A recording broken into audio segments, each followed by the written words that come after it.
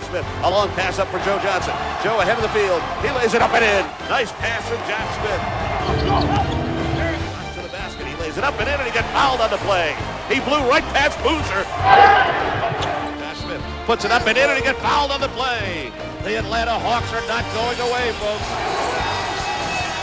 It was Josh Smith putting on a dazzling all-around performance in Game 4 this past Sunday night to lead the Hawks to an impressive win over the Bulls to even up the series. Tonight, back in Chicago, the setting, the Madhouse on Madison, the usual sellout crowd at the United Center as we close in on Game 5 of this best-of-7 Eastern Conference semifinal series. The Atlanta Hawks and the Chicago Bulls in what has now become a best of 3. Hi, everybody. I'm Marv Albert, along with Steve Kerr. Will be joined in a moment by David Aldridge. And off that loss by the Bulls in Atlanta Sunday night, Steve, what does Chicago have to do to turn things back their way? Well, Marv, the first thing is they have to get back to who they are, which is a defensive rebounding team. They allowed 56 points in the paint to Atlanta in Game 4. When the Bulls do play defense, Marv, they can get out in transition, and that's when Derrick Rose is at his best. He had a very difficult time scoring the other night. Took him a lot of shots to get his points. And for the Hawks, Marv, a fast start is imperative. This is a team that is trying to build something. They've got some momentum. Can they carry it over from Game 4?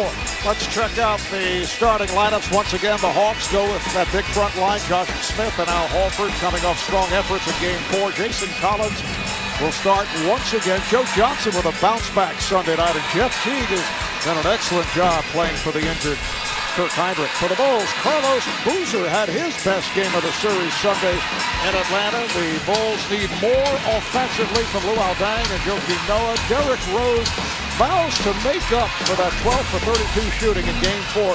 He said he had good looks, missed too many layups. Head coach Tom Thibodeau telling us, well, he doesn't take issue with the volume of shots that he saw the other night. I had no problem with the shots he was taking. I mean, he was really getting no help from his teammates. They were 3 for 16 from the three-point line in Game 4, Marv. So he's got to attack. I think the credit has to go to the Atlanta defense. They were aggressive. They helped. They built walls in front of Rose, and they did a nice job of staying in front of him. Steve Javie, Bill Kennedy, Tom Washington are the officials. Chicago controlling the opening tip.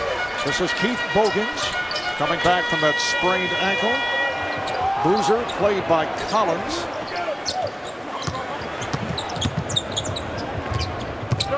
And Deng in the collision with Smith. It's called an offensive foul. A charge picked up by Deng. Well, and if you're Larry Drew, you love the fact that Josh Smith took a charge on the first play. I mean, everything from Atlanta the last couple of days has been, wow, Josh Smith played with so much energy. We'll see if that can continue. He's been inconsistent throughout the year, but his energy, his focus, so key to this team. Head coach Larry Drew wanted his team to come out aggressively the other night, particularly against Derrick Rose, and they did as Bogans picks up the foul. Well, this is a good sign because taking a charge requires anticipation, and you have to be prepared for what's coming. You got to get in position, and Smith doing a nice job staying in front of Deng there. Game 4, the Hawks moving the ball so effectively, played smart down the stretch with that 16-4 run. Bogans with the steal. Deng with room. Yes. He had a foot on the line. It's two-pointer. Got off to the good start the other night, hitting his first couple of shots, but then was very quiet. Well, he's so key for this club. You know, in the regular season, averaged over 17 points per game, so he really was the Bulls' second option. But when he doesn't score well, puts a lot of pressure on Rose. Nice move by Smith, could not finish. Rose looked like he wanted to fire a three, but Teague able to close out. Boozer. And the rebound comes to Smith. Tom Thibodeau saying that he felt that Boozer had the lively legs the other day as Teague is able to tie things up. And Boozer with the good performance, 7 of 10, 18 points, playing through that turf toe injury. Yeah, looked a lot better physically, and he started to make that mid-range shot, which is the key to his offensive game. Job by Teague on Rose. Here's the backdoor pass. Dang had to reach for it. He scores on the foul. Luol Deng able to twist his way despite the double team. Well, if the Bulls want to do something besides go to Rose, this is a great option. Joakim Noah, a terrific passer from that elbow area. And I think they can run a little offense through him to take some of the pressure off their all-star point guard. But that was just a great backdoor feed and a good catch from Luol Deng. Foul committed by Collins, so Deng looking for the three-point play. Talking with Tom Thibodeau earlier. He was discussing the loss in Atlanta. He said, you know, you can't ease into a game. That's what we did. At the start, our defense was poor, and the Hawks certainly fought harder at the end, referring to that 16-4 stretch, the final minutes. Here's Teague launching. That's a three-point attempt, rebounded by Boozer. Well, Mark, the team that has won the first quarter has won all 4 of the games in this series. And that's not to say that that's going to happen every game, but it is indicative of which team has been more aggressive. And you see the aggressive play there. Smith called for the foul. First they try to trap along the baseline, and then Smith picks up the foul. And here's what we're talking about. And for Atlanta, this is especially important playing in Chicago. The 2 wins, look at the numbers, 28 points in the first quarter per game, 57% shooting. The assists are up. So whichever team has really been the aggressor has gone on to win each game in this series. Shot clock is down to 4. They trap Rose. Deng has to hurry, gets it off, and scores. What a start for Luol Deng. He has 7 points. He's a guy who's not going to create a lot of his own shots off the dribble. Kind of a straight line driver. But when he can get on the move, and he can put himself in position to get a shot off. That was a great play there with the shot clock winding down. So all Chicago's points scored by Deng. Horford way outside. Rebound Boozer. Here's Deng on the run. Deng putting moves on as Smith got picked off, but Deng did not want to force it. Rose with a nice pass. Boozer not able to finish, and it's batted out of bounds. It'll be the Bulls in possession. You can see the lift is still a question mark with Carlos Boozer. Yeah, and he's going against, you know, a pretty good shot blocker with Josh Smith, and Al Horford as well can come over and help. Rose for 3. So Chicago off to the sparkling start. They are 4 of 7 from the field. And when Derrick Rose made that 3, Marv, I looked over at the Atlanta bench, and the entire coaching staff kind of leaned back as if to say, oh boy, because when Rose makes 3s, he's impossible to guard. He knocks down his first one here tonight. That may be a bad omen for the Atlanta Hawks. Welcome back to Chicago, where the Bulls have gotten off to an early start. I'm David Aldridge. We have talked all series long about how the Hawks coaches and players are imploring Josh Smith to operate in this paint and to stay away from the perimeter. He was asked yesterday if he hears the 19,000 Hawks fans screaming no every time he takes a jumper. He said he puts the fans on mute, although he said he was rejuvenated to contribute the way he did in the Game 4 victory. He made no promises that he wouldn't shoot in the future, though, Marv. David, I don't think he'll hear the collective groan here in Chicago as Joe Johnson is able to knock it down. You think they'll cheer?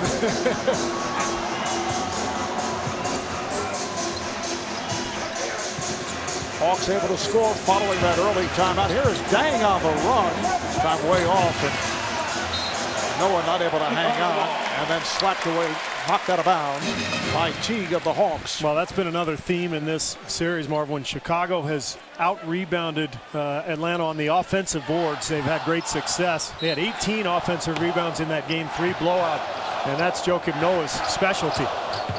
Rose with the step. Rose to the bucket. Back tap. Deng is on it, and Deng scored. And Noah kept it alive again. Make it 9 points for Deng. 9 of the Bulls' 12. A much sharper focus to start this game than we saw in Game 4 for the Bulls. They double up on Johnson. Hogan's lost his footing. Horford is open. Foul is called, and that'll put Josh Smith at the line. Getting back to the start of game one, Joakim Noah saying that, you know, we started feeling good about ourselves. We have to come back with more of an edge in game 5, and we're seeing that to this point. Yeah, no question. And this is a team that has to play with an edge, Marv, because they're not overly talented. I mean, they're really good, and they execute, and they play well defensively together. You know, this is not a team that scores very easily. So when they're intent and locked in defensively, it just fuels the rest of their game. The other night, Josh Smith hit only 8 of 22 from the field, but he scored 23 points, did not necessarily do it just by taking jump shots. Came up with 16 rebounds, 8 assists, and 2 block shots. He now has 14 block shots over the first 4 games of the series. He looked like Magic Johnson in transition, too, the way he would take the ball off the glass and then lead the break. And that's going to be a focus, too, for Chicago here, slowing down Atlanta's transition game. Offensive foul.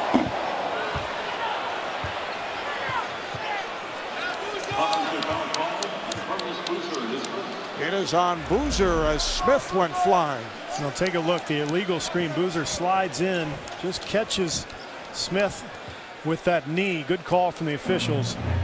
Josh Smith doing a good job going down. I mean, when you're the defender, when you're coming into that screen, you have to sell it. If you just run into the pick and you don't let the official know what just happened, you may not get that call. Not easy to send a guy who's, what, 6'9", 235 flying. Well, you got a little help. Yeah. You know? And a defensive 3-second violation. And Chicago head coach Tom Thibodeau has seen quite a few defensive threes. The Bulls now have been hit with 9 over the first 5 games. And he was not real thrilled. And I watched the tape yesterday. I thought a couple of them were very questionable. The rule is you can't stand in the middle of the lane away from your offensive end. You have to have an arm's length from the guy you're guarding within 3 seconds. So anytime 3 seconds goes by, they'll call that. Otherwise, if a guy runs by, you have to what they call tag. You have to tag him, which means just get an arm's length next to him. And that's what Chicago tries to do. Sorry, Steve Johnson lost it, but his last touch by the Bulls, it'll be Atlanta ball. Do you think they're calling defensive 3-second violations tighter in the postseason? Because the Bulls, a team that during the regular season will come close in that type situation. As Boozer fires it down, here comes Rose, puts a move on Teague, and he thought it was foul, forced it up. Smith with the crossover. Smith, what a move by Josh Smith. How talented is he? I mean, 6'9", what'd you say, 240? And handling the ball coast to coast, and then a crossover move for a dunk. I mean, that's unreal. Boozer trying to square up on Collins. Carlos Boozer facing the basket with Jason Collins defending, and the Bulls now lead it by 5. Well, Mark, to go back to that defensive 3-second topic, I don't think they're looking for it anymore. I think Chicago, along with Boston, as Horford drops an easy lay-in, Chicago and Boston do it more than any team in the league. Oh, nice play. They're pushing the ball so effectively. Rose, the finisher, and the Bulls lead at 16-9. Well, Atlanta can't set up its defense, obviously, when the Bulls are in transition. Derrick Rose, probably the fastest player in the NBA, end-to-end. Horford, he has the touch from the perimeter. Had a strong game the other night, able to bounce back, hit 9 of 11, 20 points, 5 rebounds. And Al was a little hesitant to shoot on that pick and pop the first 3-4 games. The 4th game, he did well for him. Good look from Rose to find Boozer. Bulls up by 7. I don't think we saw that at all in game 4. Half-court execution ending in a dunk for Chicago. Everything was a Rose drive, so a really nice job offensively for the Bulls. Horford with Rose. In both instances, he was wide open. And no hesitation, and that's the key for any shooter. And Horford, as he's shown, can hit that consistently. I think sometimes in the playoffs, you know, guys get a little hesitant, maybe a little nervous. You got to let loose. Here is Boozer.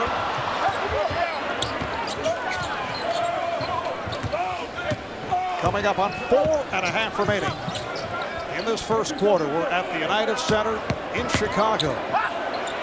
series of moves by Smith, beautifully done. Well, Josh Smith, it appears, listening to his head coach, Larry Drew, because we're seeing excellent moves and series of moves in the paint. And this is why he's so maddening as a player to Hawks fans, because you think, man, you should be doing this every game as Deng draws a foul on Josh Smith. I mean, look at this ability here to back down a great defender in Deng, the pump fake, and then the up and under. Beautiful footwork for Smith, and he looks focused and locked in here again, game 5. However, he just picked up a second foul. Deng was able to draw it, and Josh Smith headed to the bench, as is Jason Collins. Marvin Williams and Jamal Crawford will come on. 2 shots for Deng. Want to know how Derrick Rose performs when Joakim Noah is on the floor versus when he is not? Would you explain that to me? Not really. I'm not really that interested in knowing that exact stat. Again, you're killing this promotional announcement. You can dig into NBA stats like never before with NBA Stats Cube only on NBA. Now, let me clarify. I understood it as I read it. There's a lot of other great stuff on there that I am interested in. That particular like one, that. you know, whatever. Am I going to get reprimanded? By who? NBA Stats Cube will be in touch. Zaza Pachulia has also come on for the Hawks. Crawford backing his way. Shot clock to 3. Crawford with the shot. Good box out by Deng. Here comes Rose. Puts moves on Johnson. Gets by him and scores! Derrick Rose. So elusive. And then he went right at Joe Johnson. And Marv, this is a dangerous lineup for Atlanta because it doesn't score well. Marvin Williams has struggled in this series. Pachulia a non-scorer. So if Johnson and Crawford miss shots, look for the Bulls to get out in transition. Followed by Pachulia. That's his first field goal. The Bulls now lead at 22-17.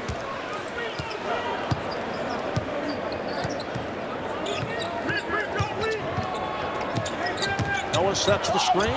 Rose accelerates. And we're seeing a different Derrick Rose here at the start of the game. Contrast to what took place in Atlanta on Sunday night. He's attacking earlier against the pick and roll. I thought he was a little passive in game 4, and that allowed Atlanta's defense to load up on him. Williams not able to hit Bogan's rebounds. Hawks get back. Rose met by Johnson. Bogan's for 3. Yes. Keith Bogan's able to keep the opposition honest. He'll hit it. An occasional 3, sometimes a couple of 3s a game. So important, though, for him to make 1 or 2 just to soften that defense up and to allow him to stay on the floor because he's the Bulls' best defender at that 2 position. And he is defending against Joe Johnson. Crawford with the step. Tough angle shot. And it's deflected out. Last touch by Atlanta. Now, it's worth making the point again, Marv. With this lineup, Joe Johnson and Crawford have to make shots because when they don't, long rebounds lead to this. Transition for the best transition player in the NBA, Derrick Rose, taking it to the Hawks.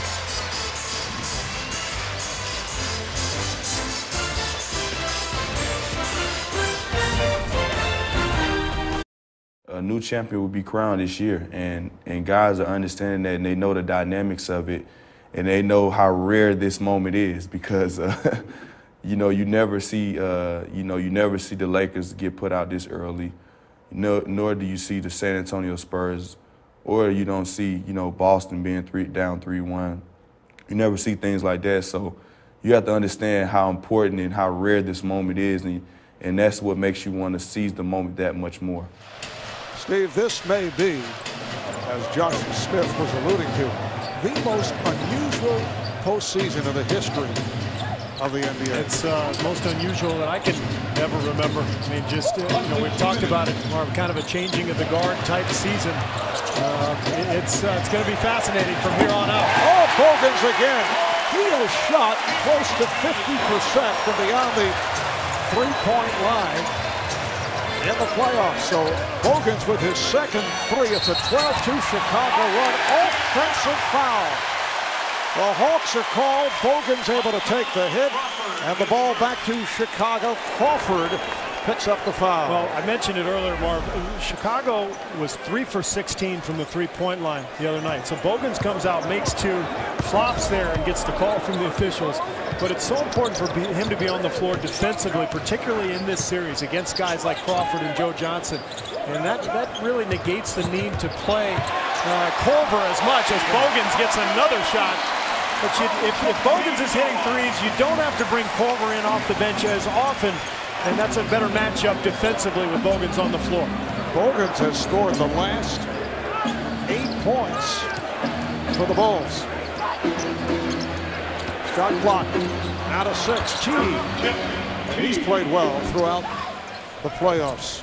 Getting the playing time due to the injury to the former Chicago Bull, Kirk Heinrich. Jeff Teague, second-year man out of Wake Forest, born and raised in Indianapolis. Rose sweeping in.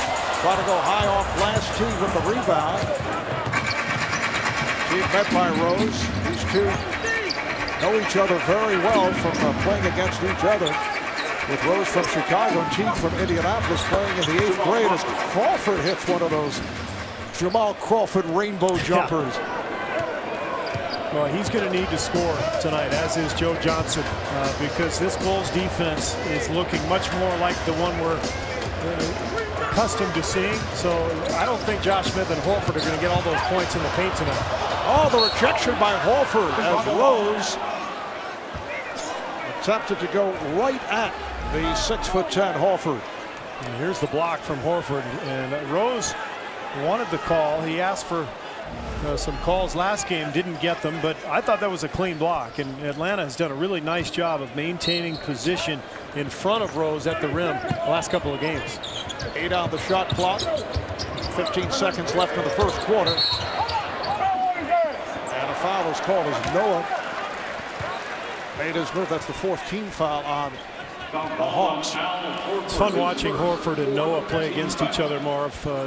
Teammates at the University of Florida, and obviously played against each other in practice countless times, and they really know each other's games so well. And I think in both cases, the defense seems to have the edge. I mean, Noah's a defensive player anyway, but he really does a nice job on Horford and vice versa. I think they really struggle to score against each other. And the coach Billy Donovan on hand in Atlanta the other night to check out his former players. Here's Rose with the quarter running down. Crawford rebounds. Time has run out. And a terrific start for the Bulls. They're on their feet here at the United Center. Bulls 13 of 23, 57% shooting the high point men. Luol Deng with 11, Derrick Rose with 9. Welcome back to Chicago. It's time for the Mazda Coach's Corner. I'm here with Larry Drew. Larry, you knew Derrick Rose was going to be more aggressive, but when Deng scores 11 and Bogans gets 8, that makes it even harder, doesn't it? Yeah, I mean, we came out a little flat, which I told our guys the most important thing was just that we controlled the tempo. They had a chance to get away from us. I still think we're in pretty good shape. What is the thing that you want to see in the second quarter as you go to your smaller 3-guard line? I want to see more energy, and I want to see us in more of an attacking the basket mode. Now we're just selling for jump shots. Okay. Larry Drew played 11 years in the NBA, first-round draft pick out of the University of Missouri. And time of 4 teams is 5 years. LA with the Lakers and the Clippers. Originally a first-round pick of Detroit. That was back in 1980. Second quarter underway. And Pachulia is fouled by Omer Asik, who just checked in along with C.J. Watson and Ronnie Brewer. Taj Gibson also on the floor, so Tom Thibodeau making wholesale changes. Only Luol Deng remains from the starting lineup. Pachulia over Asik.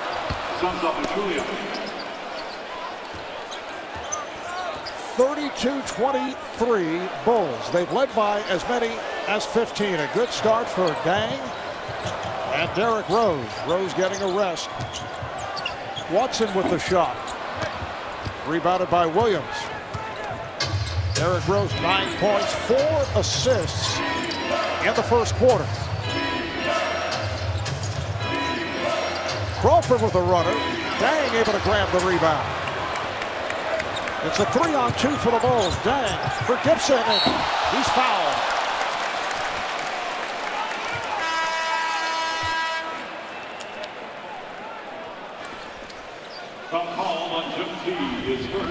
Foul committed by Teague.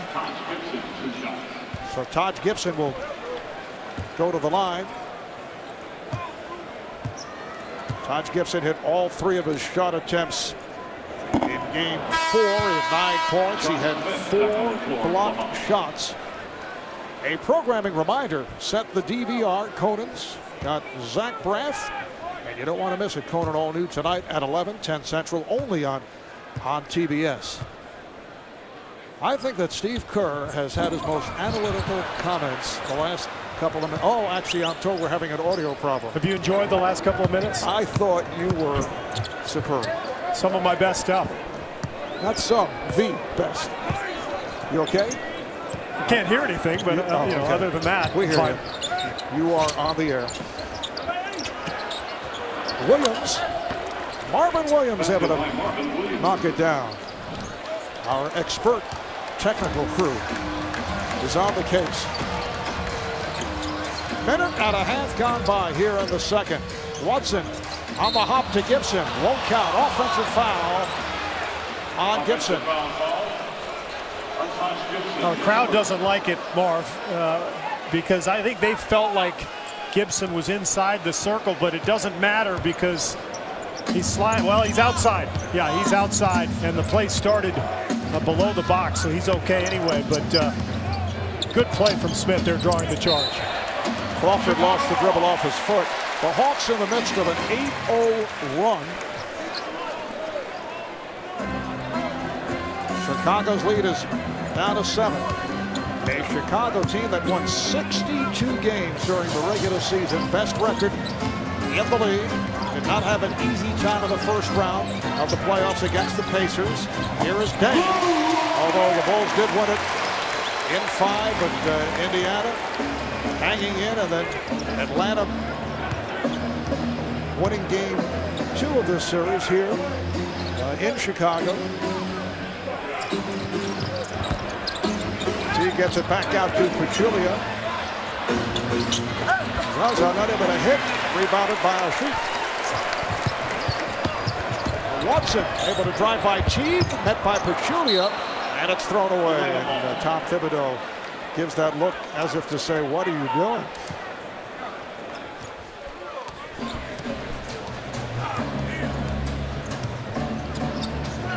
Josh Smith back on the floor with the 2 fouls.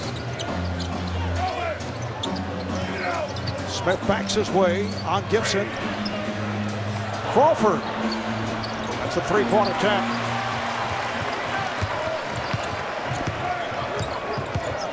Three minutes gone by in this second quarter. Here's Watson going high off glass. Harv Albert, Steve Kerr, David Aldridge. For friends and family of Steve Kerr, he is here. There are some audio problems. No, actually, I went up and got a chili dog. But I'm ready to go. You're back with us. I'm back.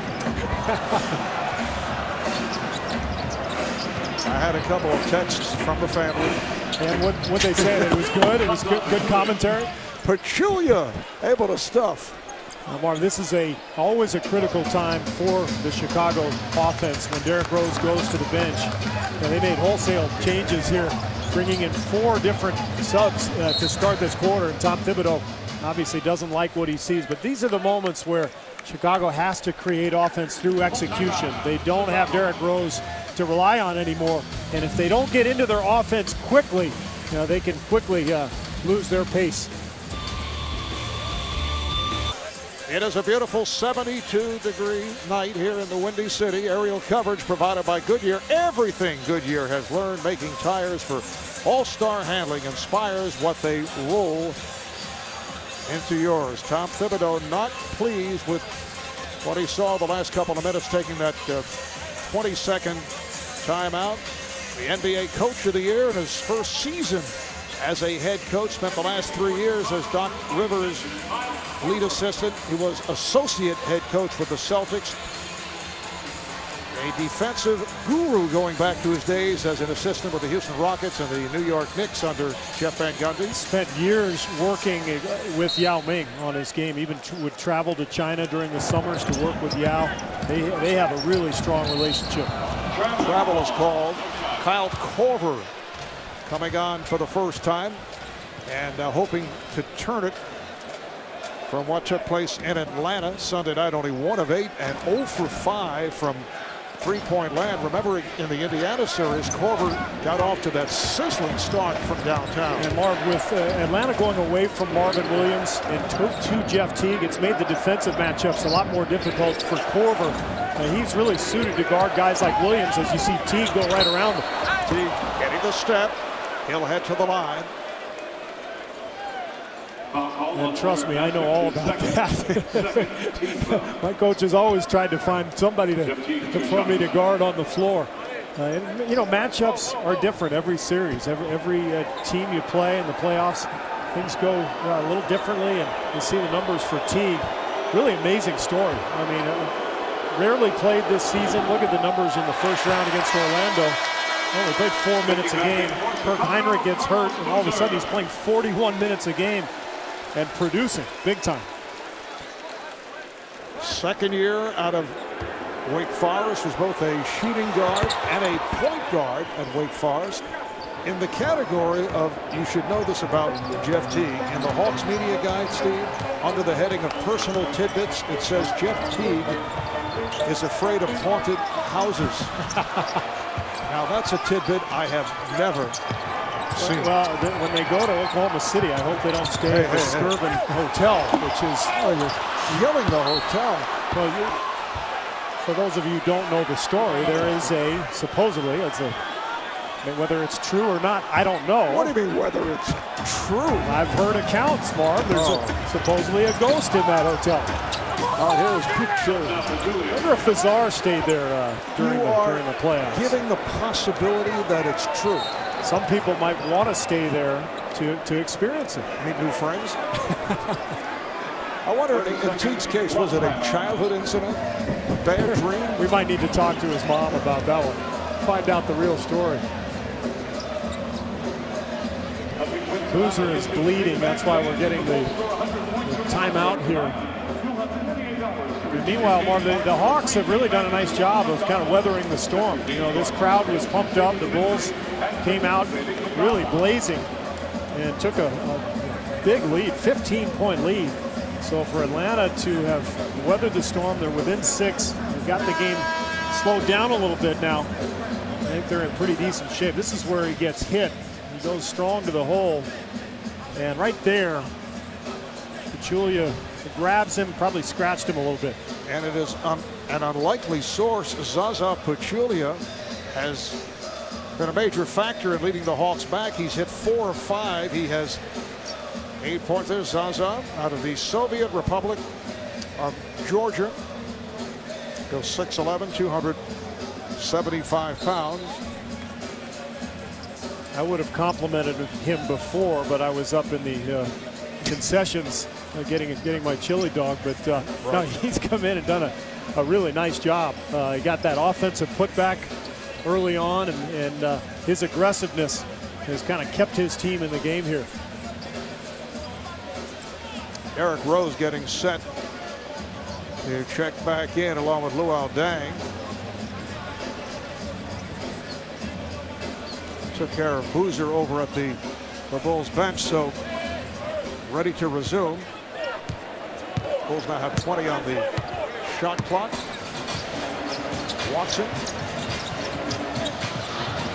And on a switch, the ball knocked away, knocked out of bounds. Last touch by Atlanta. Now the subs are waved in. So Watson and Brewer will leave, and Deng and Rose back on the court. And with the rest that Rose was given, Chicago lost 5 points in that exchange.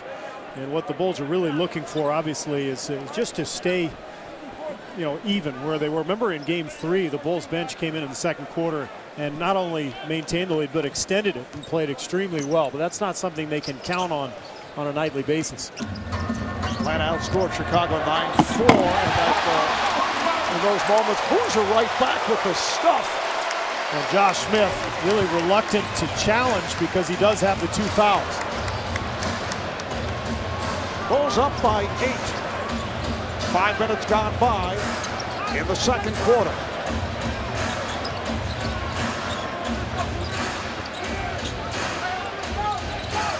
Good job here by Dang. Crawford. High arcing shot. Back comes Chicago. Teague nearly picked it off. A recovery by Gibson. Teague is so quick. Yeah, lightning fast. Looks like Boozer is bleeding again, and Steve Javie going over to talk to Tom Thibodeau. They're going to make him. 30-second official timeout. I think they're going to make him get that checked again. And you hate to see that if you're a Chicago fan. He just got the dunk. He's feeling pretty good about his game. And here's that play, the pick and roll. Beautiful feed from Derrick Rose. Joakim Noah checks back in for Chicago. So Joakim Noah is back. Carlos Boozer needs a cut man. Yeah. But Noah is back, so they will resume as they do the repairs. You know, anytime I see this, Marv, I think of the Steve Nash play in the playoffs against the Spurs about 5 years ago. At the critical juncture, he got a broken nose, and the Suns trainers did everything possible to get the bleeding stopped, and he had to come out for a couple of critical possessions. And that's you know, with that new blood rule. Remember in the old days, you could have blood pouring down your face, you could keep playing. But in the last you know, 10-15 years or so, the rule changed. So the onus is really on the trainers to clean things up quickly to get their man back out on the floor. Horford is checked back in. Oh, he had no angle. Derrick Rose somehow able to find the space. And I like what the Bulls have done tonight. We've heard Charles Barkley in the studio talking about, you know, Rose taking too many shots. Some of that is that the ball was constantly in his hands the other night. They've run some sets tonight where he was away from the ball and eventually got it. And it's a different look for this Atlanta defense now to guard it. Oh, look out. Pachulia on the fake. Gibson went for it and a foul. That was dangerous. You're glad to see everybody okay there. Just under 6 remaining in this first half. Bulls have led by as many as 15. It's up to 10. Derrick Rose off to the good start. 11 points, 5 assists. We'll be back to the United Center in a moment.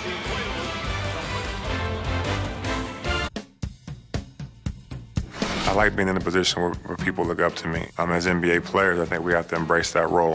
One of my favorite things, you know, to be able to go to school, see 6, 7, 8-year-old kids and tell them that, hey, look, staying in school is very important. Being educated is very important, and that's the kind of message we try to send out to these kids. I just love being able to see these kids smile and give a kid a hug and see how happy he is to see us. That means the world to me. Carlos Boozer making his way back out of the floor.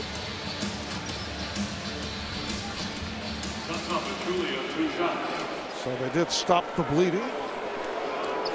Pachulia to the line for the Hawks, 75% shooter at the foul line during the season.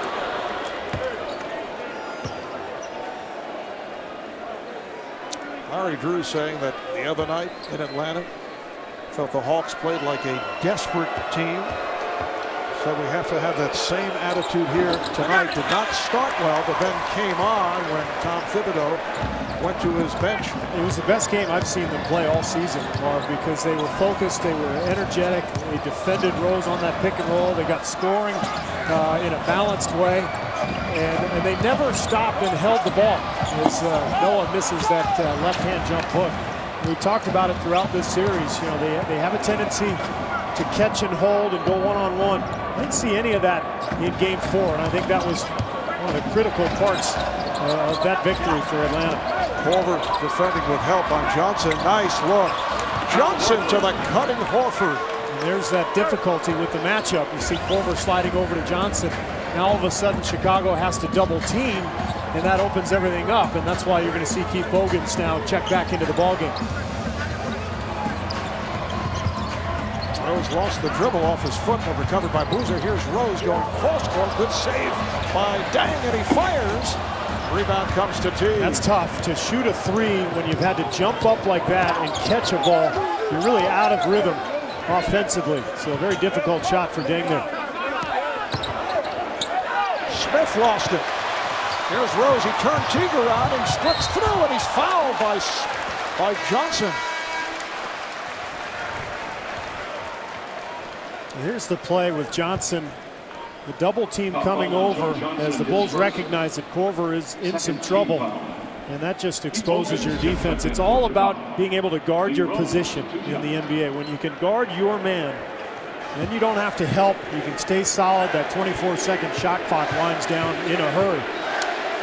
The MVP hearing the chants from the crowd as he makes his first appearances at the line. Well, tomorrow on TNT, the 2011 playoffs will continue. Boston at Miami, Game 5, followed by Memphis at Oklahoma City in Game 5, starting at 7 o'clock Eastern Time. Celtics looking to stay alive. What do the Grizzlies and the Thunder do for an encore? Oh, man. How about that? Catch up on sleep today. Yeah, exactly.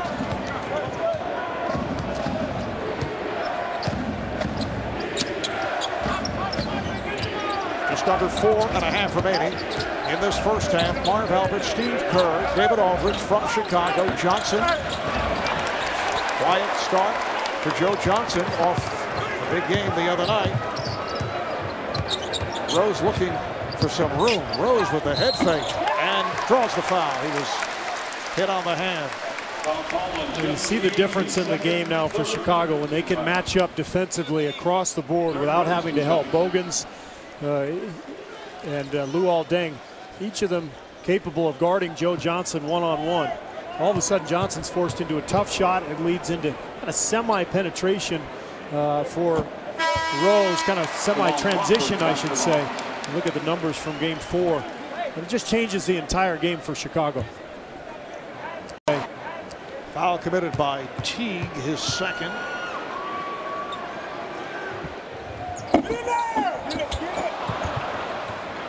Derek now 2 of 4 at the line. He has 13 points, 5 assists. Crawford played by Rose. Offered out to set the pick.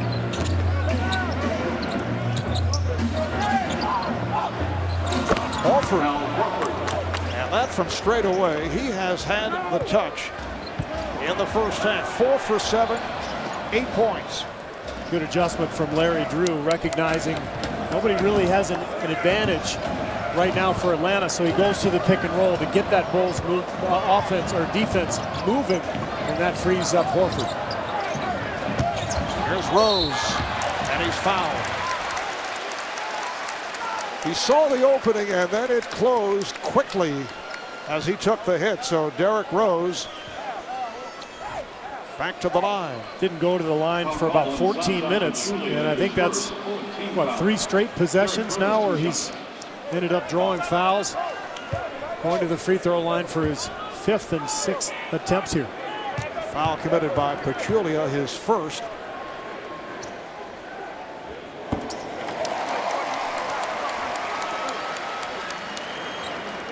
And you see points in the paint during the course of this series. And what's amazing about that, I thought Game 4 Atlanta did a better job than they have all series, and yet he still got 18 points in the paint. So it just shows you he's going to score in there regardless. But what you want to do is what Atlanta did in that Game 4. Make it hard on him, make him shoot a lot to get his points, and just make every attempt a difficult one. Hogan's close on Horford, not allowing the shot. Now Johnson to Crawford. Johnson straight away for 3. Smith for the rebound. They're going to reach and grab hold of it. They have a new shot clock. Horford, beautiful pass. Pachulia is fouled. Crowd reacts. They do not like the call. Foul on Noah, that is his second. Gotta love the action from Atlanta. I mean, Joe Johnson gives the ball up. Horford immediately finds Pachulia because the Bulls defense is spread, and they are playing extremely well here, Marv. I mean, you know, they're shooting 50%. They're staying with the Bulls on the boards. It's 14-13. Chicago at this point. Atlanta has played really well, but the Bulls have played even better. Pachulia has been a major factor. That's 10 points in 13 minutes. This is game 5 of the best of 7 Eastern Conference semifinal series, all tied at 2. Game 6 back in Atlanta Thursday night. If there is a game 7 back here to Chicago Sunday night, and we'll be seen on TNT. 7-point lead for Chicago. Dang is fouled. Luol Deng try to spin his way along the baseline, and he will head to the line. Timeout, just under 3 to go. First half.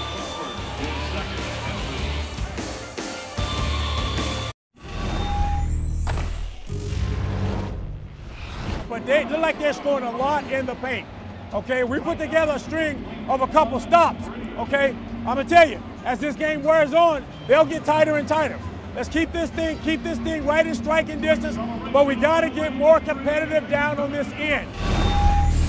You know, Marv, I'm so impressed with Larry Drew, getting to know him a little bit during this series. He's been here 7 years, and he has a great feel for this team. Spent the last 6 as an assistant, and now he's the head guy. And the interesting dynamic with this club, very soft-spoken group of guys, and they don't have a vocal leader in the locker room. And anytime you have that dynamic as a coach, you yourself have to be the voice. You have to take on that leadership role. I saw it with Greg Popovich in San Antonio with Tim Duncan and David Robinson, both guys very quiet. And that's what Drew has done here, you know, with guys like Joe Johnson and Horford, very quiet-natured players. He's had to really take control of this team from a leadership standpoint. Now, when you were here in Chicago, there's no question Michael Jordan was by far the guy that everybody would respond to. What about in San Antonio? You mentioned Duncan and Robinson. Were quiet. Was it the coach in that case? Greg Popovich? Pop really took on that role because he knew he needed to, and I think that changed a little bit as the personnel changed. Tony Parker and Manu Ginobili maybe a little bit more vocal than Robinson and Duncan, but I think every good coach recognizes, you know, that dynamic with a team right away and then adapts accordingly. The ideal thing is when you've got one guy who can really take control, one player who takes control, then you can sit back. You don't have to talk as much. I think every coach would like that. And if handled right, it takes the responsibility away. And Smith comes up short in a good way from the head coach as Johnson rims out, and it's rebounded by Noah because the players will respect who that leader is. That's right. And I think ideally you get a case like Michael Jordan and Phil Jackson where it's almost a tandem leadership where they take turns kind of coaching and admonishing, and it works perfectly. Then you don't want it to be the same person over and over again. Bulls up 46-37. They've led by as many as 15 with 2 minutes remaining in this first half. 6 on the shot clock.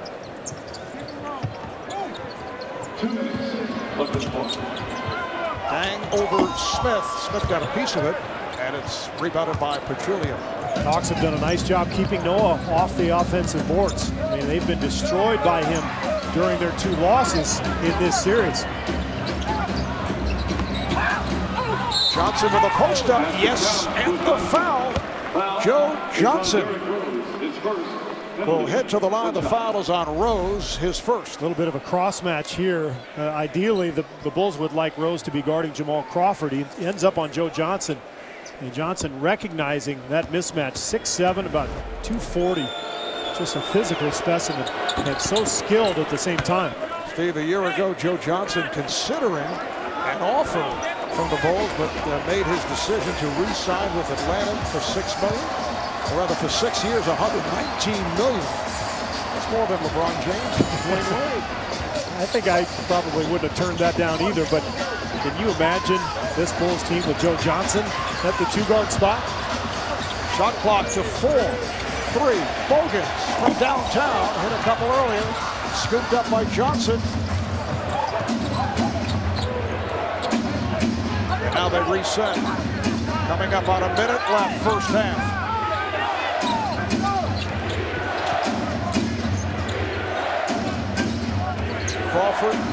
Horford, nice pass. Smith inside, hits the reverse. And the ball movement continues. Marvin, this is what we saw in Game 4. No hesitation by any of these Hawks players to just move the ball on to the next guy.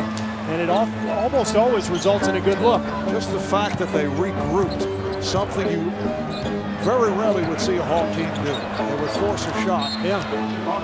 And you know, particularly regrouping in the playoffs is so rare. I mean, this was not a very good team in the regular season. Marvin, here's that action we're talking about. Very unselfish, just moving the ball on, no thinking, just playing. But you think about, you know, Atlanta's struggles at the end of the year. What they lose 6 or 7 in a row at the end of the season. They lost 13 of their last 20. They didn't look like much of a threat. And usually in the playoffs, it's like the old Dennis Green line. You know, you are what we thought you were. Yes. But they look different than what we thought they were. Final seconds on the shot clock. Boozer is fouled by Pachulia. The Boozer will go to the line for the first time. This the closest the Hawks have been in the second quarter. They've trimmed that lead down to 4. And if they can finish this quarter out, you know, down 4, 6 at the worst, they've got to feel pretty good going in at the half, because you look at the Bulls' numbers. They've shot 51% from the floor, 50% from the three-point line. And it is the Bulls' half for sure, and yet Atlanta staying right in it. Jason Collins for Zaza Pachulia, 11 points in 15 minutes for Pachulia, 9 of the 11 coming here in the second quarter. The Bulls' last 7 points have come from the free throw line. Their last field goal was nearly 6 minutes ago. That's why Atlanta's very much back in it after trailing by as many as 15. It's now a 6-point game with a half minute remaining. Johnson off the dribble. Rebound, Noah. Rose looks to protect, met by Johnson. Johnson was trying for the 2-for-1. That's why he went so quickly, but it really wasn't there. There wasn't enough time on the clock for him. About a second differential between the game clock and shot clock. There's Rose going left. Kicks it out, and it's too late. Made the extra pass, and that will not count. Tom Thibodeau upset with that last possession. Yeah, Al Horford did a nice job of coming over to the strong side and loading up on Derrick Rose. I think Thibodeau wanted that 3-second defensive violation. And now I think there's still a fraction of a second left on the clock. Let's take a look. Now there's a 4/10 differential, but look at Horford just waiting for Rose, and then the length of Marvin Williams makes that pass too difficult for Rose to find Deng. But Marv, I think Thibodeau was upset because of all the 3-second defensive violations called on the Bulls. Looked like Horford was kind of packed in the lane there as well. 4/10 of a second placed back on the clock after the 24-second violation. So the Hawks will put it in play, but first a timeout is called by Larry Drew. And it can be a catch and shoot. Yeah, and I'm surprised the officials are looking at this, Marv, because normally they have that differential between the shot clock and the game clock on their hip, you know, with that monitor. And I guess what they're looking at is whether there was, I don't know how they're going to get 0.4 on there, because it looked like it was at 0.1 on the clock, unless I saw that wrong. And that's a huge difference, because as you said, 4/10, you can do the old Derek Fisher catch and actually make a move into a shot. You could do it at 0.3, but not 0.2 or 0.1. It has to be a deflection or tip. And they've changed it to 0.3. It still can be if it is a quick release on the catch. You can do catch and shoot.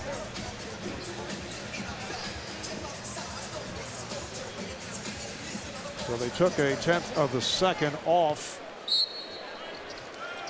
The inbounds from the backcourt. This will be very difficult. Broken up by C.J. Watson. Halftime in Chicago in this Game 5 of the best of 7.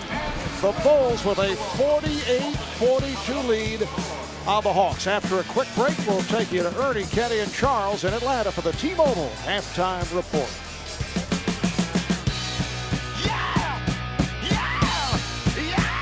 United Center in Chicago, and aerial coverage is provided by Goodyear. Everything Goodyear has learned making tires for all-star handling inspires what they roll into yours. 6-point lead for the Bulls. Marv Albert with Steve Kerr. David Aldridge working the sideline. Chicago jumped in front by as many as 15. Atlanta able to come back.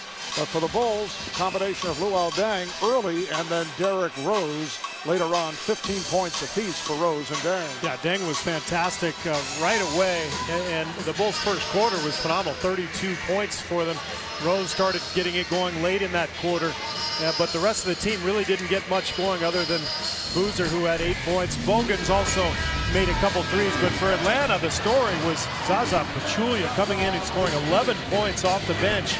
And once he got going, it opened things up a little bit for Atlanta. Al Horford started to knock down some jump shots. And the Hawks really weathered the storm. I mean, they were in danger of being blown out, but they hung in there through the play of their bigs. And now they find themselves just down 6 starting the third quarter. Had a look at the T-Mobile game summary. Both teams shooting well. 15 free throws for Chicago, which helped them down the stretch in that second quarter without a field goal the last 6 minutes of the quarter. Look at the bench points. Atlanta 15-2 advantage. All right, for more of the Hawks, let's go to David Aldridge. Well, guys, it was Zaza Pachulia that Larry Drew said saved them in the first half. Said he helped them get the game settled down in the second quarter. He liked their shot selection a lot better in the second quarter than he did in the first quarter. As far as defense, the only concern he has is keeping Derrick Rose out of the paint. Other than that, he said they're not going to make any changes. They're going to stay the course. Mark? All right, David. Zaza Pachulia came on for the starter, Jason Collins. Pachulia in his 8th NBA season. Collins starting the second half. Larry Drew back to his starting lineup. Johnson and Teague at the guards.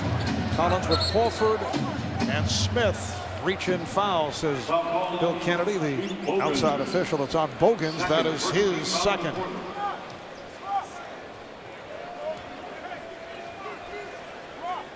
The pivotal, as they say, pivotal Game 5. You got that right. Best of 7. Marv, as you know, the winner of Game 5. No, don't best do it. Don't do it. All right, don't worry. All right, go ahead. Give me the percentage. All right, the winner of Game 5 in a best of 7 series when it's 2-2. There you go, 83% of the time. Why do you deny simple mathematics? Like cahoots with the truck here. Back up. the numbers speak for themselves, No, and they yet you don't. scoff. It does not mean anything, though. Here is Deng. How about the other 17%?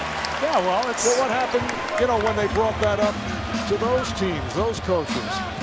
Those coaches didn't listen, Marv. They didn't listen to that. They should have laid down and lost with the other 83%.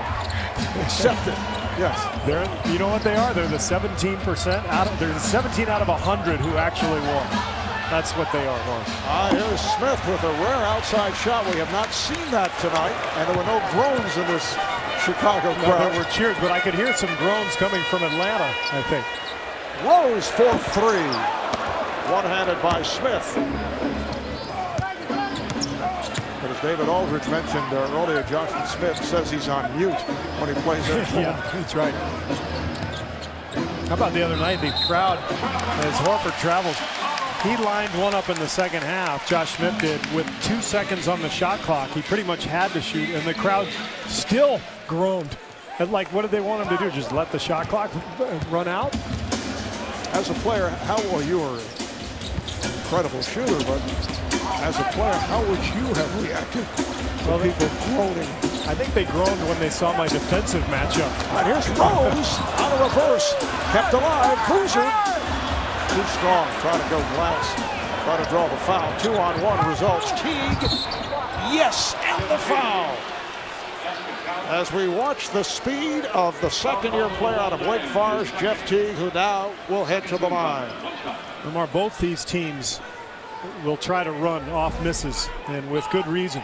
Both defenses are pretty good, and the offenses are struggling to score in the half court. So anytime Atlanta can get out in transition and get the ball to Teague with that speed, you know, that's their best chance to score. And the same goes for Chicago with Derrick Rose. I mean, when this turns into a half-court game, both these teams are struggling to score. Dang picked up the foul, a second. Three-point play for Teague. Bogans with the rebound. Lost it. Here come the Hawks. Smith able to try to take it all the way. Rejected. Smith is down. It's a 5-on-4 for Chicago. Bogans for three. That's his third three-pointer of the night. The Bulls getting scoring from an unexpected source. Bogans, we talked about earlier, will hit a couple of threes every so often, and he shot the three so well in the postseason. Two beautiful ball fake and score. What a story Jeff Teague is. You know, it's amazing because Kirk Heinrich is Atlanta's best defensive player. And when he went down, everybody thought, oh man, Derrick Rose is going to have a field day. He's going to go against this young kid.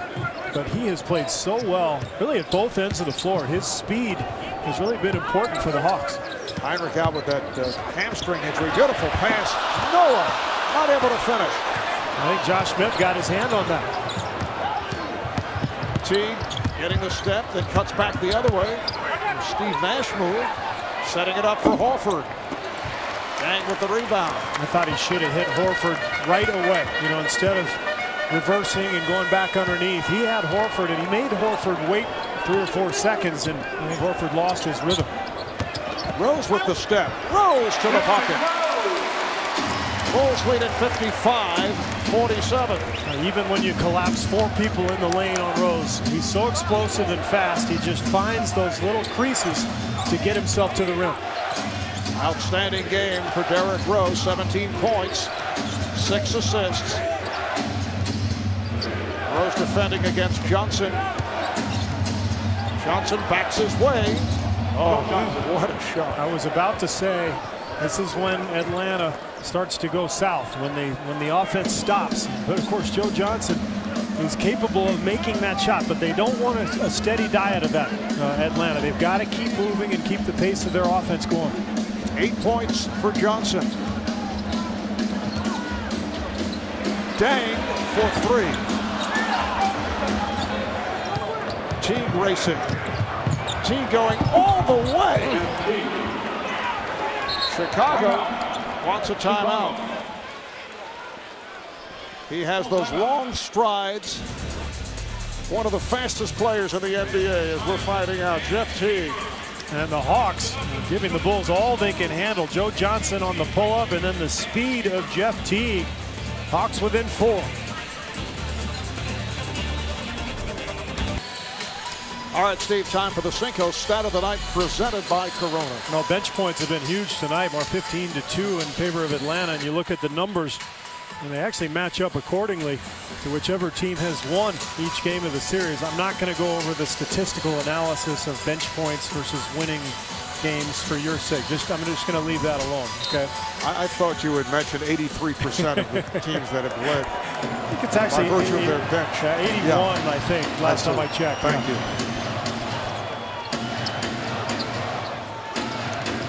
They double up on Rose. Defensive 3 is called on the Atlanta Hawks. Tom Thibodeau rolls his eyes as if to say, about time. It's only the second time in this series, and we get that stat from the Chicago Bulls that the defensive 3 has been called on the Hawks. Well, the Bulls have been hit 9 times, but the Bulls defense is designed in such a way that you might get more calls. Yeah, and I mentioned Boston earlier, and that's, of course, where Tom Thibodeau coached the defense for many years. A lot of teams are doing it, actually, kind of overloading the strong side with their bigs. But when those bigs get caught in the lane, that's when you see that call. Rose pulls it back. Beautiful move. Yes, and the foul. He was able to separate himself from Teague, but Teague kept coming and is called for the foul. Well, it's the second jump shot we've seen Rose make tonight. Remember, he made that three-pointer early on, and look at that move through the legs and then gets the bump from Teague. Crowd into it now. And Marv, I think that's important for him to start making some jump shots, because you can see Atlanta's defense really loading up even more than they were now. They're going to make him make some shots out there. Foul on Teague, his third, 7-point Chicago lead. Johnson met by Bogans. Here is Joe Johnson from downtown. Now, what's scary if you're a Bulls fan is that if Atlanta stays close, they have more playmakers and shot makers than the Bulls do. Chicago obviously has the best player on the court, but Atlanta with Crawford, and Johnson, Josh Smith, they can make plays. Shot clock down to 5. They trapped Bogans, kept alive by Noah's, got to fire it up. 24-second violation. 24-second violation. Noah, usually a very smart player. He's got to just recognize the shot clock. And I see him looking at Bogans right now. He says, I didn't know. And that's something it's tougher as a big man to see the clock, because you're down low in the paint. Guards, when they have the ball, especially out on the perimeter, they're constantly looking at that clock. But Noah lost track that time. Noah very quiet at the offensive end, although he has 6 rebounds and 4 assists. Here's Teague with the run. Bulls now just trying to plug the leaks. I mean, the scoring is coming from multiple sources, and you can hear the crowd getting very anxious here, Mark. Teague is now 6 of 7. He has 14 points. Rose kept alive by Boozer. Flips it up and in. And the foul.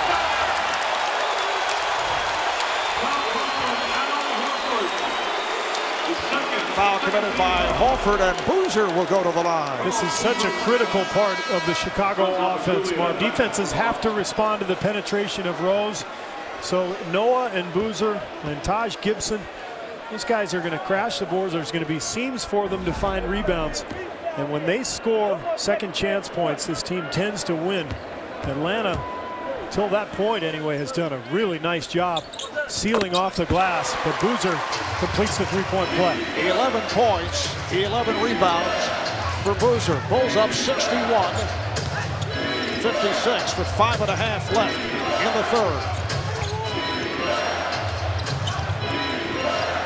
Teague trying to move Rose off the screen, and a foul is called. Teague saying in the act, I don't think he'll get that. Foul on Noah, his third. Teague claiming that he was attempting a shot, but they say non-shooting foul. And the Bulls have to play off of Teague because he's not really a three-point shooter. So they're trying to help on Johnson by playing off of Teague. The problem there is you give him space. Once he gets the ball back, he's got all kinds of room to use that speed, and that's what happened there. He attacked and drew the foul. 13 foul on the Bulls. Hawks have 2. Teague with 9 points in this third quarter. Johnson with 5. They have accounted for all 14 Atlanta points in this third quarter. Teague again uses the screen. Here's Teague. Yes! Oh my goodness. Are you kidding me? 3-point Chicago lead. Zaza Pachulia back on the floor. Had a strong second quarter. Come on for Jason Collins.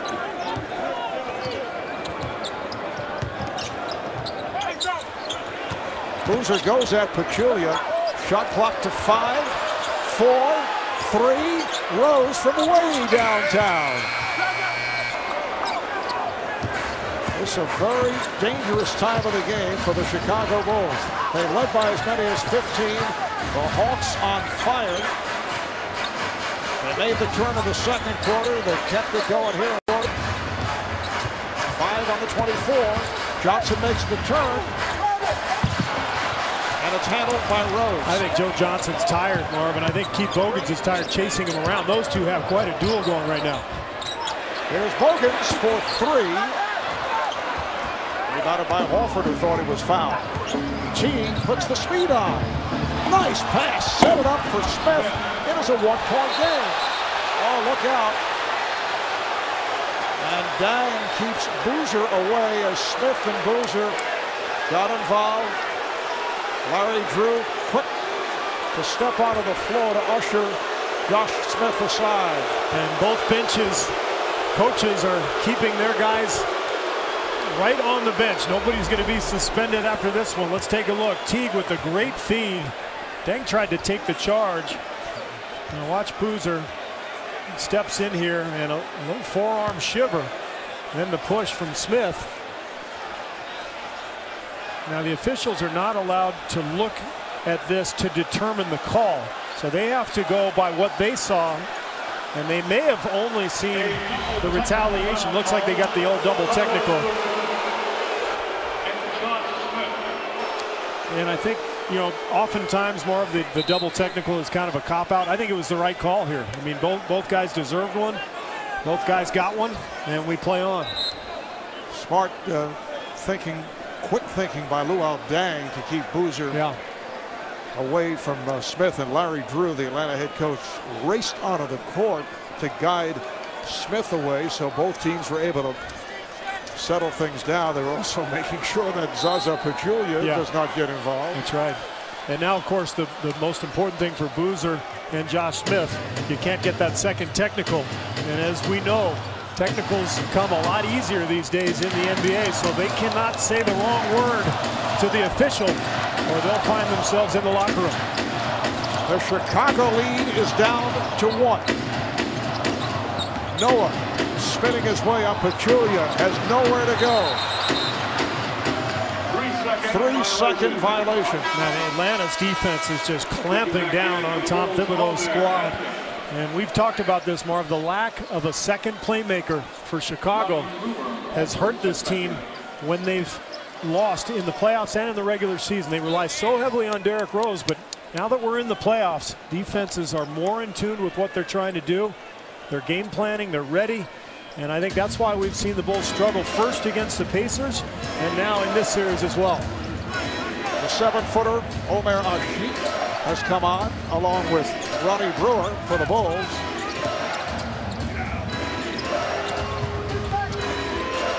Smith with the fake and fires one up. Rebounded by Boozer. Atlanta has never led. The game was tied right at the start, 2 apiece. Bulls have at one point led by as many as 15. We're coming up on 3 minutes to play here in the third, and the Chicago lead is just 1. Here's Rose trying to add to it, and a foul. Rose is just going to try to take over here. Or Tom Thibodeau went with Brewer instead of Korver because of the defensive matchups, and so that has left Chicago without that outside shooting threat. So Rose is going to have to take over. It's either Rose or Deng, but Rose is the guy who's going to make the play. Foul on Pachulia, that is his third. Rose now 6 of 9 at the line. A programming reminder, Justice getting a whole new twist. Don't miss the Franklin and Bash series premiere Wednesday, June 1st at 9, 8 Central, only on TNT. Now Larry Drew calls for time. So the Hawks and Bulls will talk things over. 3 minutes, 13 seconds to go here in the third, and the Bulls up by 3. This is a new team for the Atlanta Hawks, mainly because of this guy, Jeff Teague. He's given them a different dynamic. The speed, the scoring ability from that point guard spot. He's 7 for 8 tonight.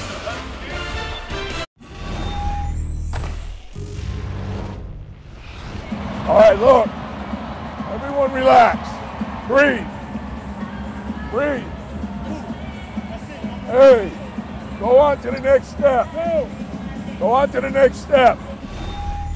Marv, it was interesting today in the papers. Taj Gibson was quoted as saying there's more pressure at home in the playoffs, and you get that sense here. I think especially when you're the favorite, you know, and you're supposed to win, the crowd gets a little more anxious, and the players do too sometimes. I think this is a kind of a scary time for the Bulls. Offered way off, and it's handled by Rose. Well, it's a 62-win team. Best record in the league, going up against an up-and-down Hawks club that went 44 and 38, and expectations were not exactly sky high coming into the postseason, particularly after they lost the last 6 games, but they have played so well. Nice move here by Joe Johnson. Keep in mind, Atlanta actually has a lot more playoff experience than the Bulls. Kept alive. Smith gets inside. Boy, the strength. It is down to a 1-point lead. as we come up on 2 minutes to play in this third quarter. 12.6 rebounds for Josh Smith. Dang, with no hesitation, fired up a three, try to tip it. You can hear the anxiety of the crowd here. There's the lead pass broken up intended for Pachulia, and Dang got a hand on it. Now Jamal Crawford, who has not had the touch to this point, 1 for 6 from the field, coming on for Jeff Teague, who has been spectacular. Teague in his 28 minutes, 7 of 8 shooting, 16 points, 6 assists. Meanwhile, the Bulls benched with just 2 points.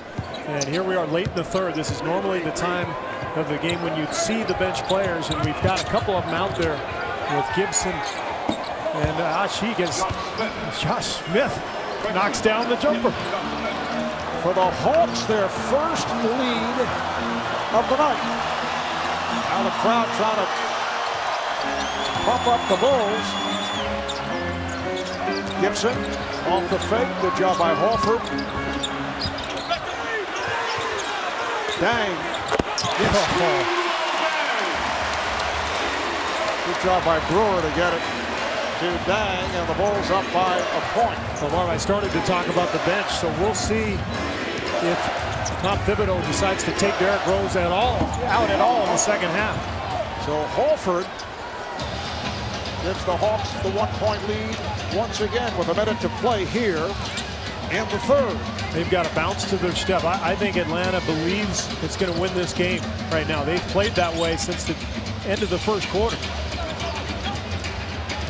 Shot clock down to 5. Dang is hit by Smith. Got him with the shoulder. That's the third for Josh Smith. He picked up 2 early fouls, was able to hang in there without committing a third.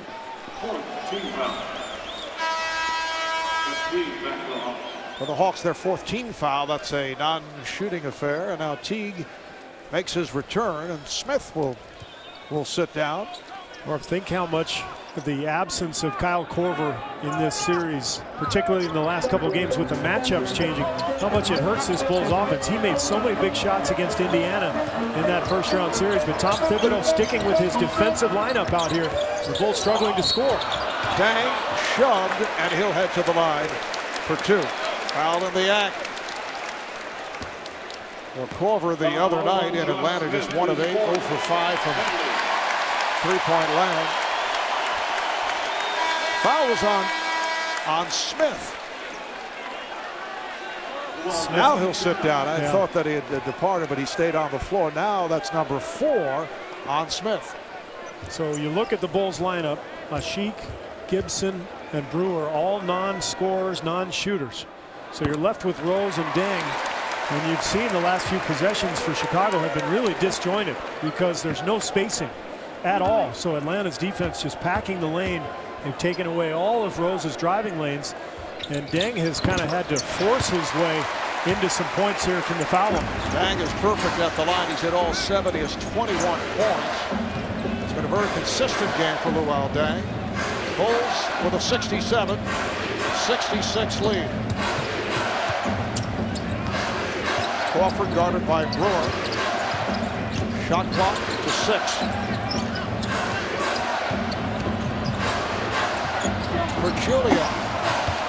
He has had the touch.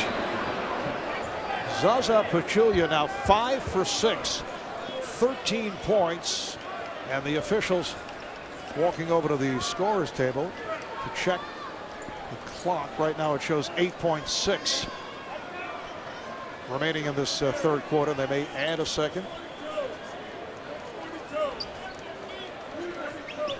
If they do, it's 9.8. And that's given Atlanta a chance to surround Derrick Rose and try to keep him from getting the ball.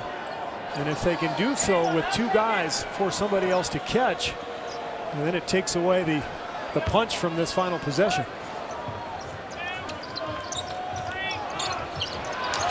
And had trouble finding someone on. Gibson moves it across. Here's Gibson. Nicely passed. Brewer scores. Beautifully done. Gibson and Brewer combining. Final seconds of the third quarter. Crawford launches. And Brewer is very fortunate that he was not called for a foul, which would have put Crawford at the line for 3 shots. 1-point game as we head to the 4th. Atlanta's come from 15 down. It's the Bulls 69 and the Hawks 68. To Chicago, where the Bulls are up by 1. Tom Thibodeau, your mantra is multiple effort on defense. Have you seen that from your team tonight? Yeah, well, their penetration is breaking us down, so we have to do a better job of staying in front of the ball. Then we got to close harder to their shooters. We're giving them open looks, and they're making. So much on the line in Game 5. Can you afford to give Derrick Rose any rest in the 4th quarter? We'll see how it goes. He'll start the 4th. If he needs a break, we'll give him 1. Thanks, Tom. Thanks, David.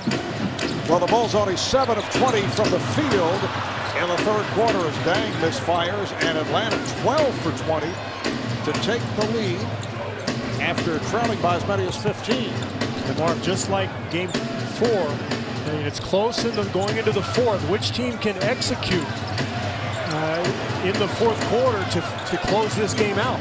Shot clock down to 3. Teague forces and banks it home. The Hawks back up by 1. Nice move by Rose, taking to the rim. Put the speed on and beat Teague off the dribble. That's why he's the MVP. And he's going to have to play like the MVP in the 4th quarter because nobody else on the Bulls is a threat to score right now. Derrick Rose is going to have to take over against a defense that's just loading up on him. Bulls 71, the Hawks 70. Johnson got the step and rejected, kept alive. Here's Crawford just firing it up and did not make contact with the rim.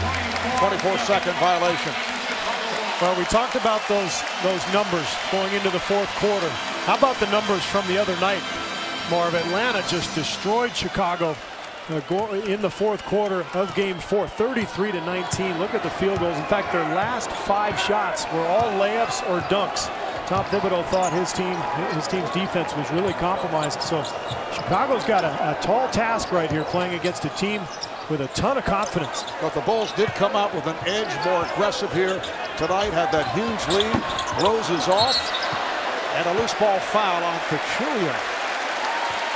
Crowd applauding the call by Bill Kennedy. It's 4 on Pachulia, despite the fact that the Bulls did come out with that type of spirit, led by as many as 15. The Hawks just kept coming. Which is amazing, given how many games we saw them this year where they got blown out and did not do anything to come back. And a lot of people thought they were really quitting in certain games. And this team has shown a ton of resilience. Oh, nice pass. Rose for Dang. The Bulls now lead by 3. 2 minutes gone by in the 4th. Marv Albert, Steve Kerr, David Aldridge. We're at the United Center. Atlanta getting a little stagnant now offensively the last couple possessions, Marv. C. Smith was looking for movement, and Johnson fires up with 3, rebounded by Brewer. Rose puts a move on T, gets a screen, does not have the shot. Here's Rose into the lane. Knocked out of bounds, last touched by the Bulls. I thought Rose got pushed on that drive, but this is the one before. Look at the cut from Deng. He sees that the defense is occupied. 4 people right around Derrick Rose. Good cut from Deng. Teague and Crawford now in the backcourt. Crawford has not been able to find the range. Johnson is up front, played by Dang, gets it to Crawford, shoots the 3. He thought he was fouled. Rose on the move. Teague is back. Rose for Gibson. Yes! And it counts!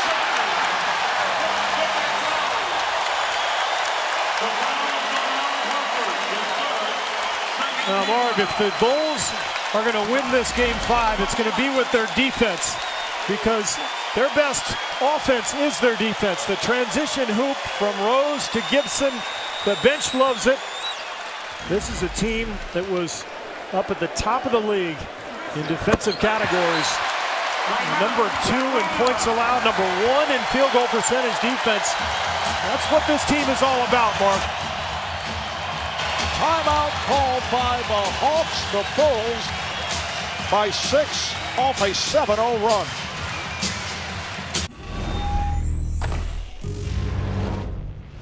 We are in an incredible position, all right? We've played 3 quarters, and we have outplayed them. We had a tough first quarter. We have outplayed them since. Now, all we have to do now is maintain our composure, get a good shot. Get a good shot is the key there, Marvin. They have not done so in the fourth quarter. 1 for 5. 3 of those 4 misses were from the three-point line, where they're just 1 of 11 tonight. So the Bulls picking up their defense. Can Atlanta respond with some offense? Good job by Chief with help. Picked off by Brewer. The trap working for Chicago's Brewer. Moves it across. 7 unanswered here by the Bulls.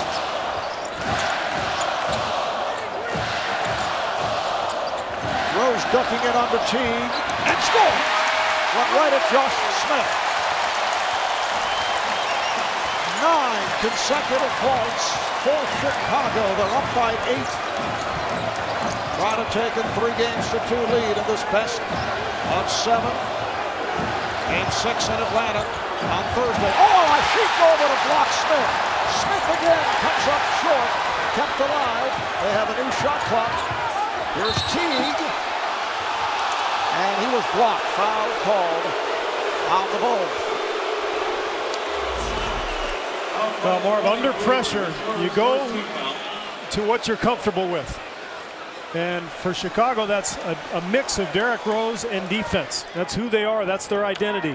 And they're starting to take over here because of it. And for Atlanta, as we've talked about, one of their tendencies under pressure is to get stagnant. And I think the first 4 possessions of the fourth quarter, we've seen isolation plays for Johnson, for Horford, that time for Josh Smith. The Hawks have to get some movement offensively to combat this tough defense that the Bulls are playing. Teague hitting on both to bring the Hawks within 6. Stops the 9-0 run. 4 minutes gone by in the fourth. Here's Rose. Rejected and fouled. Smith came over, made the block, but a foul is called. Foul is on Teague. That is his 4th. Atlanta very quickly with a 3rd team foul, and Rose back to the line.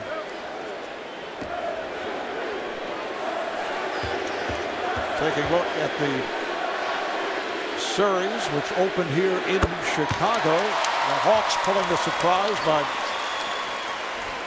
winning game 1. The Bulls come back.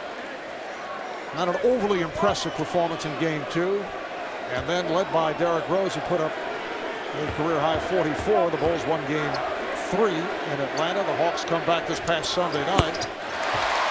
Tied the series. Game 6 Thursday. If there is a game 7, it's back here in Chicago Sunday night, and we'll be seen on TNT. Bulls up by 8.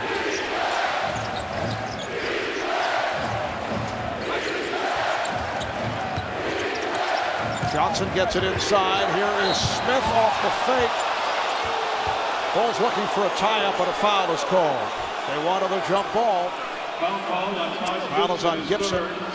Mark, how about the fact that in crunch time in the playoffs, the 2 bigs for Chicago on the floor, Taj Gibson and Asik. No Boozer, no Noah. The crowd just saw the replay. They didn't like the call. But that shows you the confidence that Tom Thibodeau has in his bench, and particularly the front line and their defensive efforts. 13 minutes of play off the bench for Omer Asik. A rookie by way of Turkey, 2nd-round draft pick. Back in 2008, taken by Portland and then traded to Chicago. Played in Turkey the past couple of years. Set back by knee and shoulder injuries. And he has been a pleasant surprise for the Bulls. Incredibly athletic. And what he's done is figured out how to defend without fouling. And his help from the weak side defensively is a big part of this Bulls team. Cheek with the pick for Dang. Here's Dang getting inside, and Horford missed on a reverse. Gibson able to tip it to Rose. They have a new clock. Dang for three. Gibson with the rebound. Another possession for Chicago. Did the Bulls deserve a new clock there? I guess maybe it was a controlled tap from Gibson, but that was generous. Here's Rose putting a move on Smith, who got a piece of it. Picked off by Brewer. Dang, rejected by Smith. Another rejection. But that will count. It's a goal tag. How about Josh Smith? Whoa, what a sequence. And I think that last block came through the bottom of the rim. Let's take a look. Brewer with the feed. Here's the first one. Just an incredible block from Smith. Brewer cleans up. Smith goes right back up, but this one is underneath the hoop. Good call by the officials. Bulls up by 8. 6.5 remaining in the third. Nice pass, and Johnson able to score. And a mix-up from the Bulls defensively. There was a back pick set. That's why I love action away from the ball, especially in the fourth quarter. Back picking, cutting, just confuse the defense a little bit. You might get open. Here's Rose around Horford. It counts, and the foul.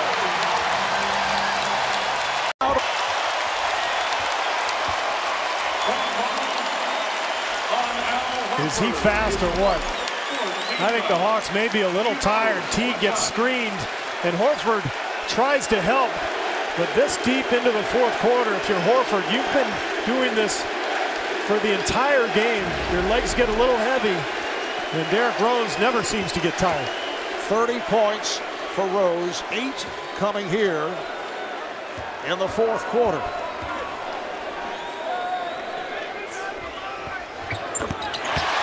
31 points, 8 assists. There's Derrick's mom, Brenda. Looked a little nervous. She looked very nervous, along with the rest of the crowd here tonight. What a game. Bulls up now 85, 76. Oh, Dang with a terrific defensive play. Took it out of the hands of Joe Johnson, and then lost it out of bounds.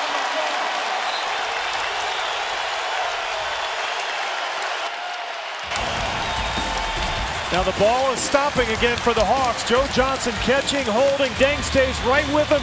Gets the steal. Ball goes off of Johnson. Bulls fired up. Time for Cold Hard Facts, presented by Coors Light. Now once again, Derrick Rose, the MVP, taking over for Chicago here in the fourth quarter. And the points have been there throughout this series. The 44 in Game 3, the most impressive. But this one ranks right behind it. I mean, he's been terrific tonight. 10 for 22. He's been to the line 13 times, 31 points, 8 assists, and only 1 turnover for Rose. Bulls have outscored the Hawks 16-8 in this fourth quarter. Here is Brewer. Teague is on the rebound. Atlanta having its shooting difficulties, as you mentioned, here in the fourth quarter after the red-hot third. Teague, oh, he pulled it back, on a move, and then draws the foul. So good with the handle. Yeah, so fast, and the penetration has caused the Bulls problems all night. I mean, he's been the key, I think, to this game.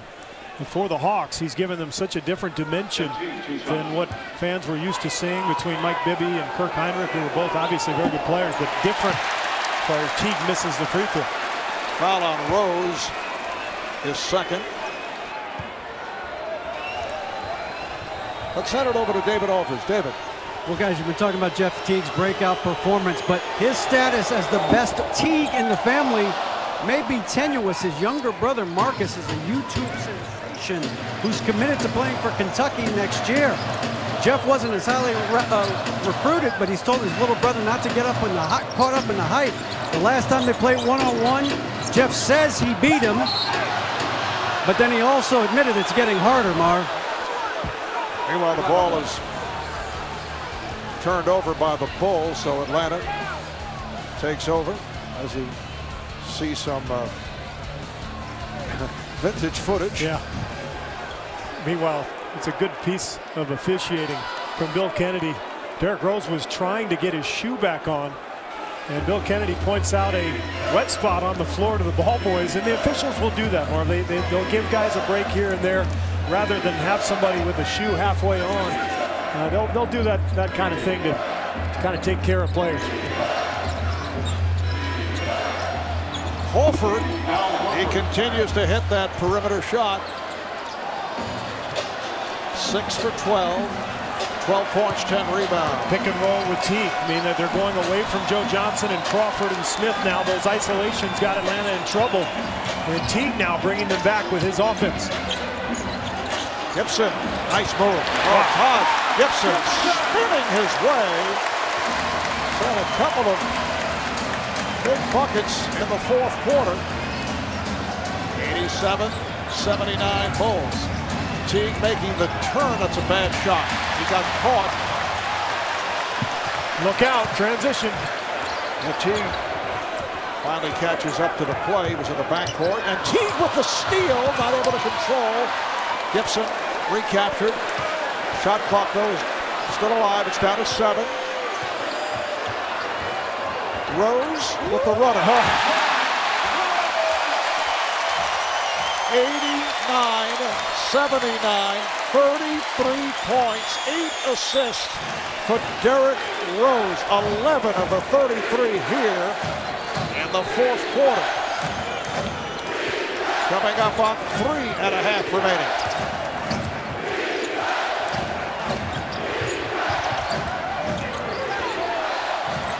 Holford. Rose done a nice job. Yeah, and you know, the bench play won't look good in the stat sheet more because they haven't scored a whole lot. But think of this fourth quarter. Sheik, Brewer, and Gibson. Chicago has ridden those guys defensively. Standing ovation for the Bulls. Gibson off the head fake. Gibson. Yes! Taj Gibson, who has had an outstanding season off the bench. With Carlos Boozer coming to the Bulls. Gibson, who had the big rookie year, ends up as a bench player, and he has done it from the regular season on to the postseason. And what a sequence here. It looked like Rose probably fouled Teague right there, but no call. And as a result, Bulls retain possession, and he scores. And if you're a Bulls fan, you kind of heave a sigh of relief. Looks like the Bulls may escape. Back in Chicago, aerial coverage provided by Goodyear. Everything Goodyear has learned making tires for all-star handling inspires what they roll into yours. Taj Gibson providing a spark off the bench. The Bulls with a 91-79 lead on the Hawks. Trying to take a 3-2 lead in this best of 7. Just under 3 remaining in the fourth quarter. Crawford. Here is Smith. Rebounded by Rose. Just thinking as I watch this crowd, and one of the great scenes in the NBA, how incredible it will be to play for the Bulls. Wait a second, you did. And hit big shots. Those days were pretty fun. A historic era, obviously, with MJ and Phil Jackson, Pip. Gibson. Yes! Oh, man. Taj Gibson, out of the University of Southern Cal, a first-round pick last season, 26th overall, made the all-rookie first team, and has done it coming off the bench. He has 9 points all in the fourth quarter. Johnson fires one for 3. He's been on the floor now for 18 minutes and has been a factor.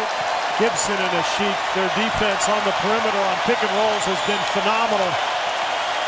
Unbelievable effort here in the fourth quarter by the Chicago D. Rose for 3, back tap, and here comes Johnson. Johnson with a series of moves. That was pretty good. He's so talented. He can handle the ball so well. He only has 15 points tonight, though. The Bulls have done a nice job on him. They've also shut down Crawford, and those two guys are oftentimes bellwethers for the Hawks. When they play well, Hawks tend to win. Bag is open for 3. A sheet and a foul. It is on the Hawks. We're down to 1:17 to go in this fourth quarter. Atlanta now over the limit. And you look at the three-point shooting for the Hawks. 1 for 12 on the night. And how about the fourth quarter summary? We talked about this at the beginning of the quarter. Who would execute? And it's been all Bulls. Look at the shooting percentage for Atlanta. The Chicago defense, the strength of this team, just taking over the quarter. The shoot only at 53%. Free throw shooter during the season. Does not go to the line frequently. Josh Powell on the floor for the Hawks. Josh Powell checks in for the first time tonight for the Hawks. 6-year man out of North Carolina State. Spent the last 2 years with the Lakers. Signed as a free agent by Atlanta. Shoot misses on both. Damian Wilkins also on the floor for the first time tonight. It's a 93-81 Chicago lead. Hilton Armstrong, the intended receiver of that pass. And if you're Tom Thibodeau, you've got to get Derrick Rose off the floor. Remember what happened in game 1 when the game was out of hand. Rose stayed on the floor and he tweaked his ankle. And yes, Tom Thibodeau thinking the same thing I am, along with giving Rose this ovation from the crowd. Derrick receiving his due. 11 of 24 shooting. 33 points. 9 assists. And the Bulls are on their way to a 3-2 lead. And they'll be 1 win away from making it to the Eastern Conference Final. It just continues for Taj Gibson.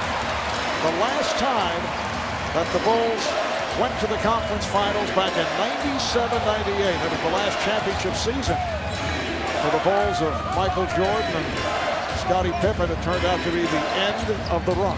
I think we played the Pacers. I can't remember who won. I'm going to have to ask Reggie Miller later. Reggie, I'll call you later. Yeah. You may be receiving a call from Reggie. Thank you. The shot by Powell. Josh Powell with 15 seconds to play. A solid effort by the Chicago Bulls, led by as many as 15. The Hawks did come back, took the lead on a couple of occasions, and the Bulls came out strong in the fourth. Sparked by Derrick Rose, and they win it 95-83. They're up in this series now, 3-2, with Game 6 back in Phillips in Atlanta on Thursday night. And what is particularly impressive about Rose, aside from the 33 and 9, just one turnover, which is outstanding when you consider that he handles the ball throughout the game. Yeah, he was fantastic. And the Bulls defense, Marv, we've said it over and over again, but that's what this team has hung its hat on all season long, and that's what they turned to tonight when they were in trouble. All right, let's go to David Aldridge with the most valuable player. Derrick, in the fourth quarter of this game, you put your best defensive lineup on the floor. What did you guys do? How were you able to shut Atlanta down? Just playing together, making sure it's help side defense, making everything tough on them, and some of the people that came off the bench, they played tremendous for us. Taj Gibson gave you a great lift in the fourth quarter. Taj, man, he just don't know how good he is right now. Still young, still trying to learn the game, but he came in and did what he's supposed to do. Where did you find the cracks in Atlanta's defense? Obviously, they're loading up on you. They're trying to double it, but you were still able to get to the rim at will tonight. Just going hard. My teammates, they set good screens. I was just trying to attack the basket, get fouled, shoot floaters, and tonight they were going in. Go down to Atlanta. Obviously, they played well down there in Game 4. What do you have to do to close this series out and get some rest? Play defense. That's our whole game plan. It's playing defense. Our offense will be there, but if we continue to help each other rebound the ball and run, I think that we should be in good shape. Derrick, thanks for your time. Thank you. All right, back to you, Marv. All right, thank you, David. And Derrick receiving much help from teammates. 23 points for Luol Deng. Carlos Boozer, 11 points, 12 rebounds.